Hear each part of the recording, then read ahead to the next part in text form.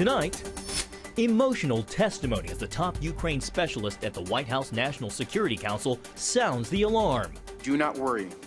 I will be fine for telling the truth. In the public phase of the impeachment hearings over that now infamous Ukraine phone call. It involved discussion of what appeared to be a domestic political matter. And the president blasts back. They're doing something that the founders never thought possible. And the United States will not stand for that policy. The State Department says the United Nations has a bias against Israel, defending the new U.S. position on Israeli settlements. Plus, the National Zoo bids adieu to Bebe as the giant panda cub boards the Panda Express to China.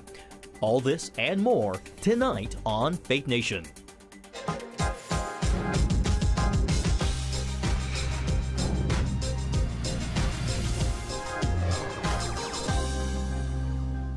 The second week of public impeachment hearings kicks off on Capitol Hill. Welcome to Faith Nation. I'm John Jessup. And I'm Jenna Browder. Today's hearing proving to be one of the most interesting yet. We heard from two witnesses who were actually on the line and heard President Trump's now infamous phone call with Ukraine's president. Here to help us with tonight's top story, CBN News chief political analyst David Brody and CBN News White House correspondent Ben Kennedy. But we begin tonight with Capitol Hill correspondent Abigail Robertson. Abby, what have we learned from today's witnesses?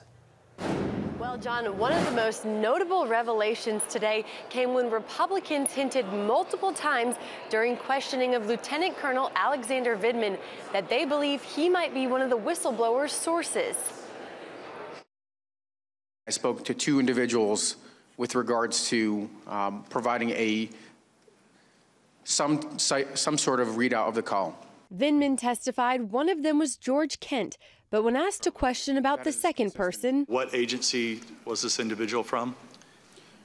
If I could interject here, we don't want to use these proceedings. It's our time, I know, Mr. Chair, but we need to protect the whistleblower. Democrat objections, leading Republicans to this question. You have said, even though no one believes you, you have said you don't know who the whistleblower is. So how is this outing the whistleblower to find out who this individual is? Both Vindman and Jennifer Williams, an aide to Vice President Mike Pence, acknowledged concerns while listening to the July 25th phone call. Without hesitation, I knew that I had to report this to the White House counsel. Vindman testified, however, he didn't view moving the call to a secure server as anything nefarious. This is definitely not unprecedented. Both morning witnesses denied Trump's accusations. They are never Trumpers. It certainly surprised me. I was not expecting to be called out by name. I'd call myself never partisan. Congressman John Radcliffe questioned Speaker Pelosi's claims this investigation is about bribery. The word bribery appears in these 3,500 pages exactly one time. And ironically, it appears not in a description of President Trump's alleged conduct. It appears in a description of Vice President Biden's alleged conduct. To which Chairman Schiff responded, the reason we don't ask witnesses that are fact witnesses to make the judgment about whether a crime or bribery has been committed or whether, more significantly, what the founders had in mind when they itemized bribery or other high crimes and misdemeanors is your fact witnesses. It will be our job to decide. Now, right now, two witnesses Republicans called forward, Kurt Volker and Tim Morrison, are testifying, with 5 more people set to testify publicly later this week. Back to you, John and Jenna. All right, thank you, Abby. And we want to bring in David now. David, your overall impressions from today's hearing?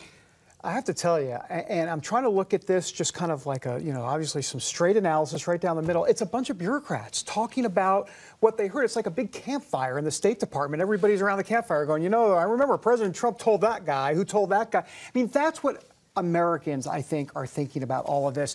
I haven't seen any smoking gun whatsoever. George Sondland, tomorrow on Wednesday, the U.S. ambassador to the EU, he's the guy that actually spoke to Donald Trump on the phone.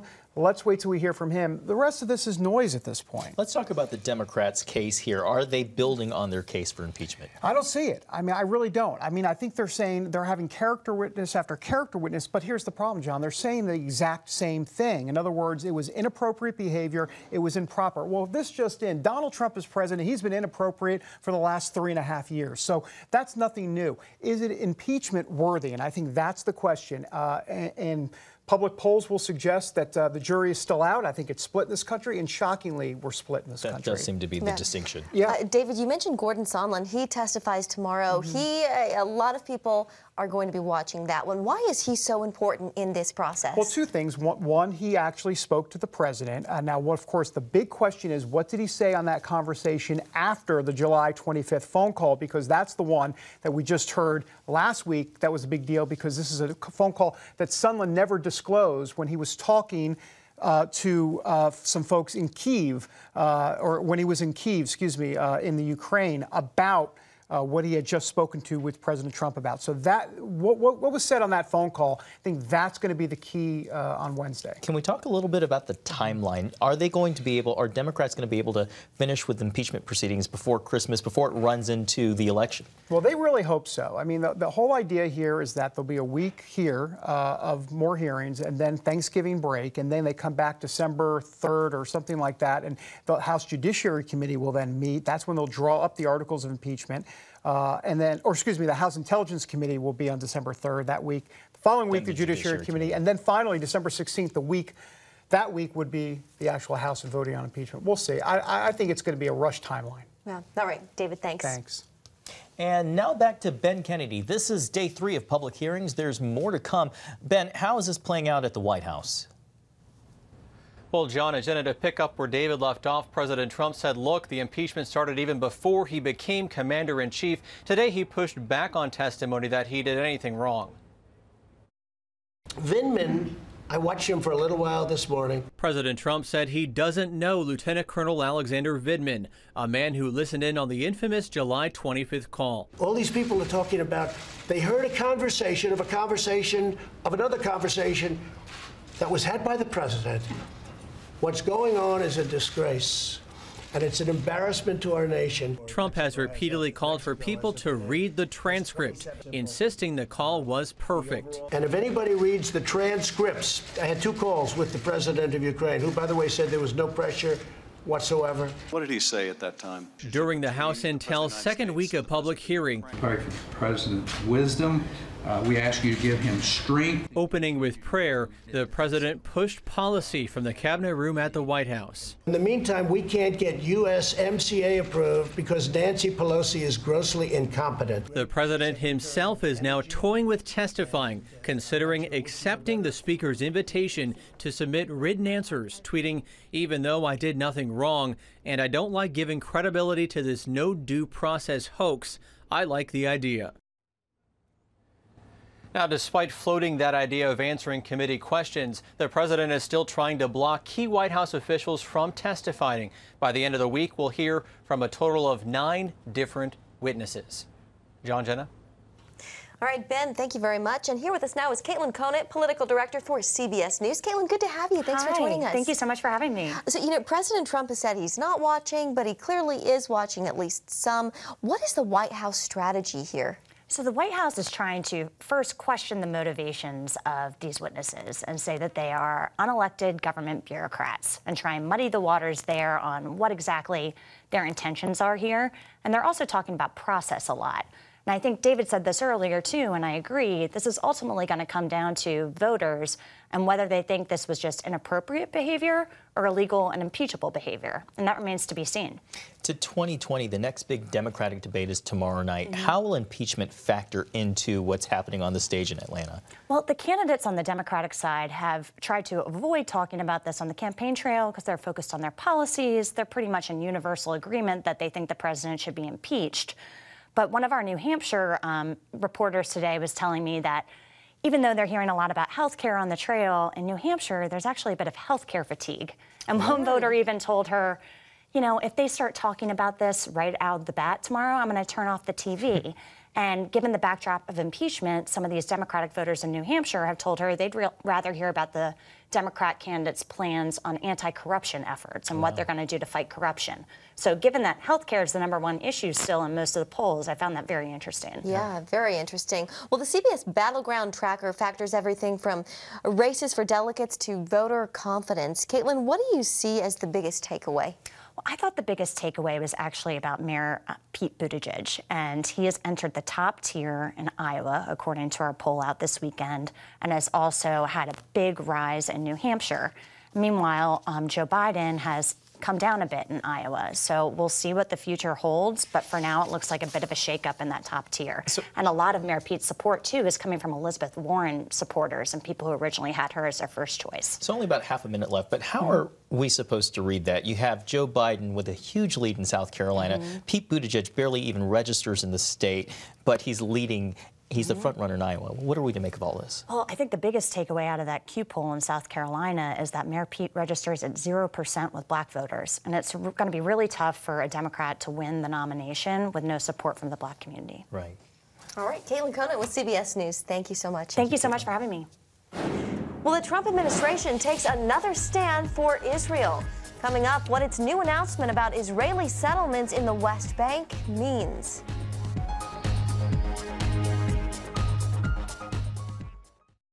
Hey, if you're tired and exhausted all day, you can't think clearly, and you really just need a cup or even a pot of coffee to get through your day, then join me, Dr. Josh Axe, for this new series where I'm going to teach you how to transform your diet and use essential oils and supplements to get a better night's sleep. Wake up to your best life. Call 1-800-700-7000 to get your free DVD or booklet of Protect Your Sleep today.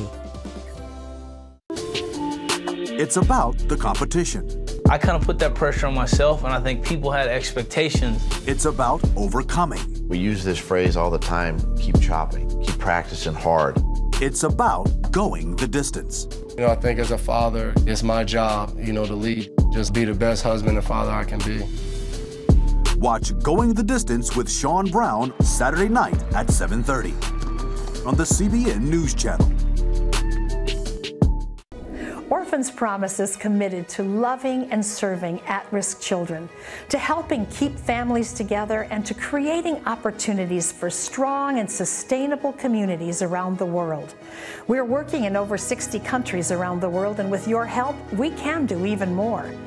There's an old African proverb I love that says, if you want to run fast, run alone.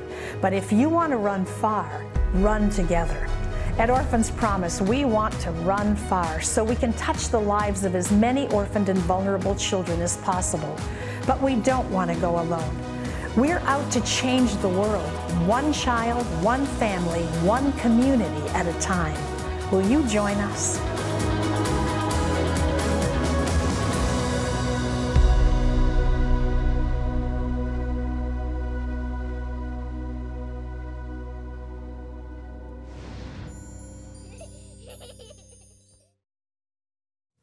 Welcome back. Well, a game changer for Israel as world leaders issue warnings about the Trump administration's change of course on settlements that Israelis are describing as a major milestone. The president saying this change in policy is righting a historical wrong.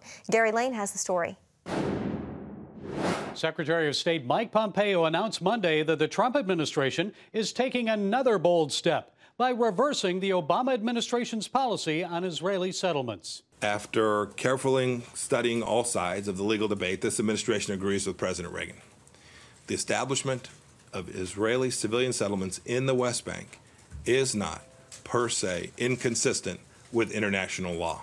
The Israeli settlements in the West Bank, the biblical areas of Judea and Samaria, are actually towns and small cities, some with tens of thousands of residents.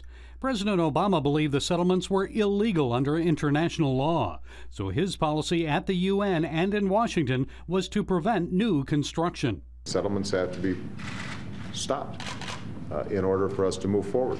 But Pompeo says that simply hasn't been successful. Calling the establishment of civilian settlements inconsistent with international law hasn't worked. It hasn't advanced the cause of peace. Israelis were elated at the news. Prime Minister Benjamin Netanyahu praised the decision, calling it a historic day for Israel. After President Trump recognized Jerusalem as the capital of Israel and recognized our sovereignty over the Golan Heights, now the American administration put an end to the lie that settlements are illegal. I thank President Trump and I thank Secretary of State Pompeo. The Palestinian Authority called it a total departure from solving conflict by peaceful means. They are replacing international law with the law of the jungle. In January 2017, the United Nations Security Council passed a resolution declaring all of Judea and Samaria occupied territory. On the CBN News Channel program Faith Nation, State Department spokesperson Morgan Ortagus says the U.S. is responding to the UN's bias against Israel. Anytime you leave it up to international bodies or leave it to the world to decide the legal fate of Israel, they continually try and isolate and discriminate against Israel, and we here in the United States will not stand for that policy. Gary Lane, CBN News. And with us now, Chris Mitchell, CBN Middle East Bureau Chief from our Jerusalem Bureau. Chris, Prime Minister Benjamin Netanyahu went to the West Bank today to celebrate that policy change. But what effect does that change have on the ground in Israel? Well, it will have a change on the ground. In fact, John, we were there earlier today at the very same place that Benjamin Netanyahu was. And it was in right the heart of a place called Gush Etzion. It's just about a 30-minute drive from where I'm standing right now in Jerusalem. And the significance of it, one of the leaders we talked to out there said it's really a revolution in the way that people look at the land of Israel. And you know, John and Jenna, it's people say either it's one of two things. It's the West Bank, which is a political determination, or it's Judea and Samaria, which is the biblical definition of the heartland of Israel. And these are the places where, if you look through the Bible, all these major events took place in this land. The world calls the West Bank, but what the Bible calls Judea and Samaria. And really people think it really is not symbolic, but it's going to have a change in how people perceive what's going on in the land just a 30-minute drive from here. Chris, what's the significance, if any, of the timing of the announcement? Well, the timing is interesting. You know, politically right now, it's a very difficult time for Israel. Just in about 2 days, Benny Gantz, who's the leader of the Blue and White Party, his mandate is going to run out to try to form a government. It's unlikely he's going to be able to do that. Then Israelis may be looking at another third election.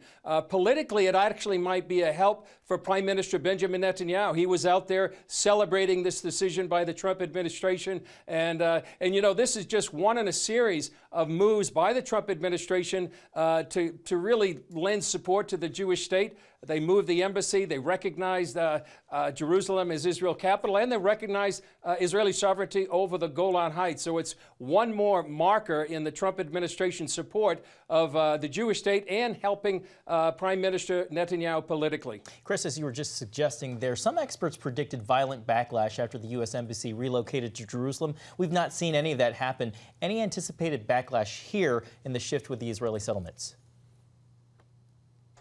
I doubt that, John. I don't think we're going to see any of that. I think the Palestinian Authority is certainly condemned it, and they were very much against this.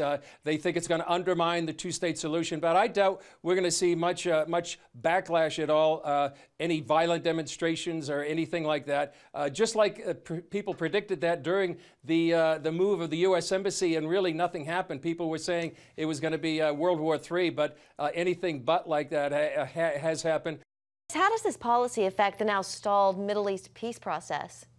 Some people say the peace process has been dead for a long time and just nobody's recognizing that, or at least admitting that.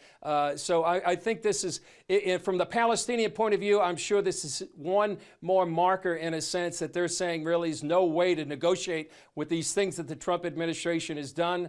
From the Israeli point of view, they say they're still willing to meet with the Palestinian Authority with no preconditions. But I don't see this moving the quote-unquote peace process ahead very much. All right, Chris Mitchell in Jerusalem. Thank you, Chris. Great to be with you, John and Jenna.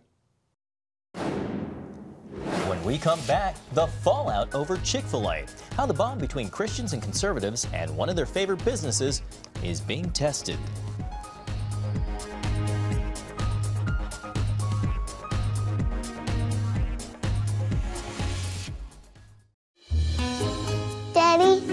Yeah, buddy. How many nickels are in a dollar? There are 20 nickels in a dollar. How do birds fly? Does milk really make my bones stronger? Yeah. Daddy, when we die, will we go to heaven? Do you have the answer to life's biggest question? Call the 700 Club. We'll help you find answers to the important questions life brings your way. Watch breaking news, in-depth exclusive stories and programs from health to entertainment you won't find anywhere else. The CBN News Channel, a perspective you can trust. Enjoy credible news reporting from around the world. Discover inspiring programs and stories of hope, all in one place from a Christian perspective. The CBN News Channel, a perspective you can trust. To watch the CBN News Channel, download the app or visit cbnnewschannel.com. Hello, I'm Dr. David Perlmutter, board-certified neurologist and #1 New York Times bestselling author. Wouldn't it be great to boost your energy, eliminate brain fog, and even reverse brain disease? Well, you can, and I'm going to show you how, along with some of the world's most well-respected brain experts in this DVD, Protect Your Brain. Get Protect Your Brain, a free DVD only from the Christian Broadcasting Network, featuring experts on the cutting edge of neuroscience and brain health. No matter how many times you've failed in the past, you really can do this. In Protect Your Brain, you'll discover simple strategies to keep your brain young and healthy. Improve your memory. Discover the gut-brain connection. In Protect Your Brain. Get your free copy at cbn.com or call 1-800-700-7000. If you want to improve the quality of your life, get the DVD Protect Your Brain and get it today. Well, one of America's favorite fast food restaurants is under major fire. This week, ChickfilA announced it will no longer donate to causes that do not support LGBTQ views. This includes ministries like the Salvation Army and the Fellowship of Christian Athletes, both of which support a biblical view of marriage. The announcement comes as a big surprise to many because Chick-fil-A is widely known as a Christian-owned company. The decision has led many Christians and conservatives to speak out. Governor Mike Huckabee tweeting the chain betrayed loyal customers for money. And Dan Celia, host of the Christian radio show Financial Issues, writing, "This is not good for biz." And Dan joins us now. Dan, good to have you. Thanks for being with us. Jenna, John, it's great to be here. Thank you. So how do you think this decision will affect business? Well, I don't think it's going to, I think it's going to have a dramatic impact on business eventually. You know, this is far more than a company that the management holds to Christian values. This is a company that's been a light to so many Christian businesses, small and large. This is a company that has been steadfast, unwavering, and really has been an example and a testimony, more importantly, to God's blessing. You know, the whole world for many years has had a front row seat in watching God's blessing over a company that has stood firmly on the values and beliefs of Judeo-Christian values, and they have seen this company be blessed in an enormous and a powerful way. And this is a betrayal of their base. So when you betray your base, it is not a good thing in any business, regardless of what you do. And that's exactly what this is going to be seen as, and frankly, I think it is. Now, Dan, the restaurant says it wants to expand into new markets and insists it's not caving to political correctness, also stating that it will still consider Christian causes to support. Is this a good enough way for it to thread the needle here? I don't think it is. I mean, I think that they have justified this in all kinds of ways. I think Dan Caffey and others have grown weary of the battle, just fighting constantly. And I think that is a discouragement to so many people and their base. I don't think we can thread the needle. I don't think there's a demilitarized zone. I don't think we can't be lukewarm about this. And the beauty of Chick-fil-A and why the bases love them so much for so many years is they have never compromised. They didn't care when they were becoming the multi-billion-dollar business that they were, and they shouldn't care now. It shouldn't be about trying to appease a group of people that despise them and frankly despises their base. So I think it's going to be a very difficult line for them to walk, but more importantly, I think they will continue to desire and want God's blessings, and God's blessings have come as a result of them being so on fire and steadfast for the things of God. Well, Dan Celia of Financial Issues, thank you so much for joining us. It's great to get your insights. Jenna, John, it was great to be here. Thank you. Coming up, Washington, D.C. says goodbye to one of the city's most beloved celebrities.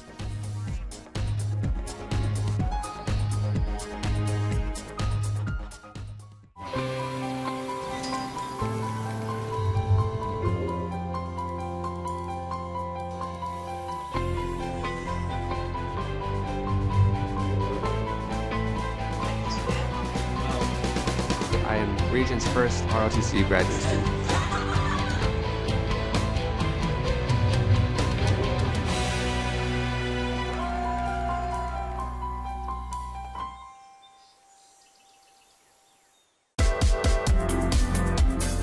Meet the pastors who are preaching the gospel in a fresh, fearless way.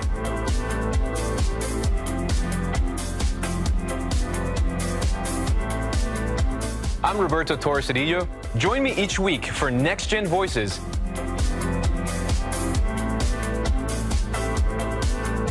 And watch God transform a generation.